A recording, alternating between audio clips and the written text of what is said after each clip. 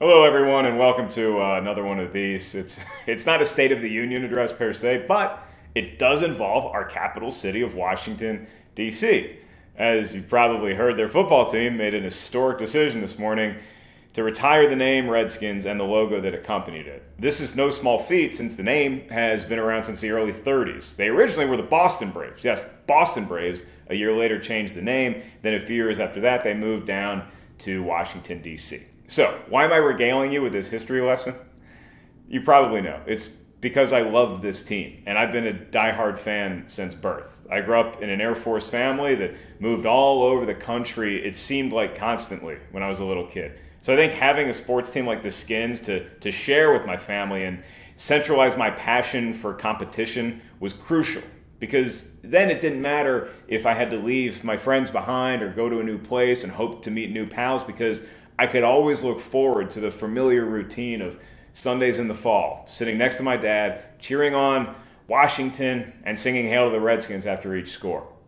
So my love of the team, and in football in general, was permanently sealed once we moved back east to Virginia. My dad got out of the Air Force, and we began the tradition of the two of us driving up to RFK Stadium to see the home games. He had gotten tickets when he was a kid. Him and his buddy went around Oxon Hill, Maryland, where he grew up, and all these construction sites, they gathered all the recyclable bottles, and they got enough money to buy tickets to the game, and that initiated the process of keeping one of the toughest home field advantages in all of sports history in our family. And so as far back as I can remember, like going to the games, I can also remember talking with the old man about the protests that you'd frequently see outside the stadium. So various groups wanted the team mascot and nickname to change for a long time. And while I would love to claim that I was right there on the front lines with them, I wasn't. I was a kid who loved the team and its tradition, which at the time included Joe Gibbs leading a dynasty to 3 Super Bowl championships within a decade. Given our recent history, that's like really impressive. So the easier thing to do was just brush it off and hope the noise died down and everybody can just get over it. But then you get older, and it seems with each passing year, the name became a little more tough to say. Chris Rock, I remember, did a joke about it early in his career, and it would come up in conversation with your friends, but again, it was just easier to root for the team. We're winning. It's a tradition. Come on.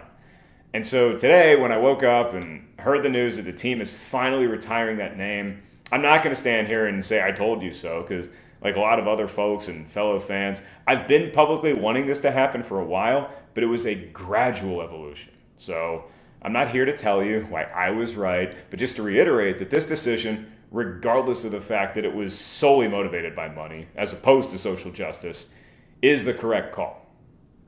I don't believe that the term Redskin was coined initially to be a racial slur. In fact, most scholars agree that the name originated from Native Americans.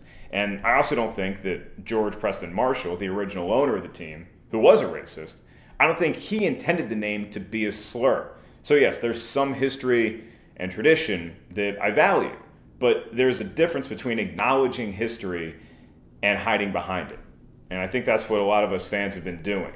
And it's been enabled by the dogma passed down from the owner's box and those 3 looming shadows of the Lombardi trophies in the Hall of Fame room.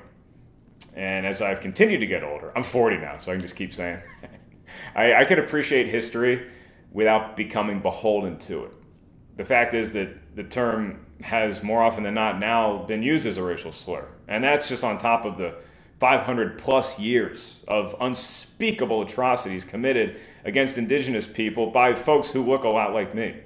So yes, the origin of a name carries weight, but it pales in comparison to the modern day connotation of what that represents. And if we're going to be a progressive society that continues to improve upon the time when this country was founded, we have got to learn from history as opposed to retreating into it.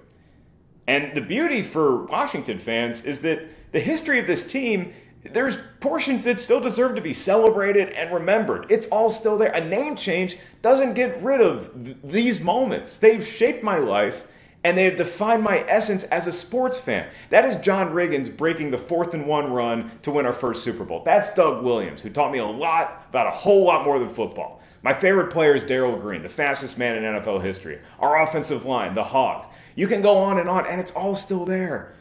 That's Super Bowl 22, and I watched the second quarter last night. And by the way, it holds up. And so I felt many things when I woke up this morning. Amid my disappointment at myself and the team for how long it took, and my eye rolling at Dan Snyder, trying to make us think any of this was based on anything than securing corporate dollars. But I am almost united in my happiness, my optimism, and my relief that this finally went down. I'm almost at 100%, but if I'm bearing my soul entirely, there's a tinge of sadness, not at the name change, but simply because this team, with all its flaws, and if you've seen us the last 30 years, they're there, it's been a defining force in my life.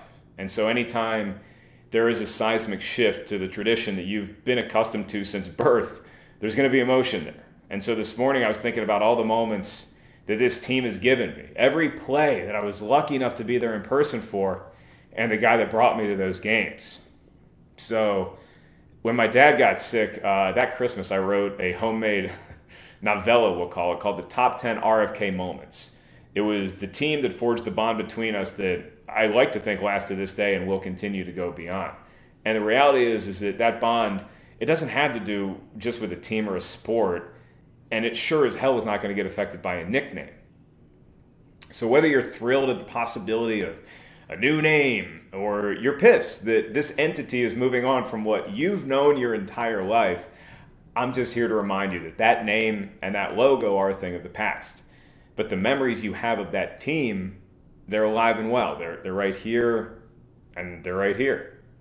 RFK Stadium is set to be demolished next year. And that's actually a great example because the building is going to be a thing of the past. But way in the upper deck, in the nosebleed seats, Section 526, row 11, seats 9 and 10, it's still right there. It's right here. We get to enjoy all those memories, create new ones, all the while closing the book on a chapter that is no longer relevant. I'm an optimist. I always think we're going 16-0 every year, and I think we're going to win the Super Bowl every year. Even playing a tough 2020 schedule against great teams and a pandemic, the odds are, if there is a season, we're not going to get to the playoffs, and we could even lose the majority of our games. But we got a huge win this morning because this victory allows us to be proud, progressive fans of the Gentlemen's Football Club of the greater Washington area. I don't know what the new name will be. I'm not going to get my heart set on anything, but I can promise you that I'll be there with them fighting for old DC. And I can at least tell you, I don't know what our team name is going to be, but we've never lost to the Cowboys. Not yet. No losses on the record.